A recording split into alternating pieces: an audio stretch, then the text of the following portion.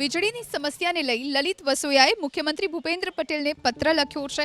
અપૂરતી વીજળીને લઈ અને અનિયમિત વીજળીથી ખેડૂતો પરેશાન થયા હોવાની વાત તેમણે પત્રમાં ઉલ્લેખી છે। સરકારનો 10 કલાકનો દાવો, પરંતુ વીજળી નથી મળતી પૂરતી। 10 કલાક વીજળીની જાહેરાત મશ્કરી સમાન હોવાની વાત લલિત વસોયાએ જણાવી છે। વીજળીની સમસ્યાને લઈ લલિત વસોયાએ મુખ્યમંત્રી ભૂપેન્દ્ર પટેલને પત્ર લખ્યો છે। અનિયમિત વીજળીથી ખેડૂતો પરેશાન થઈ રહ્યા છે। સરકારનો 10 કલાકનો દાવો, પરંતુ વીજળી પૂરતી નથી મળતી તેવું તેમનું કહેવું છે।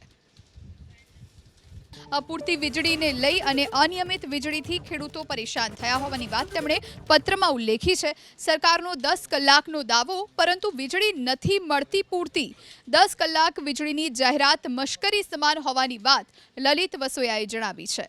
વીજળીની સમસ્યાને લઈ લલિત વસોયાએ મુખ્યમંત્રી ભૂપેન્દ્ર પટેલને પત્ર લખ્યો છે। અનિયમિત વીજળીથી ખેડૂતો પરેશાન થઈ રહ્યા છે।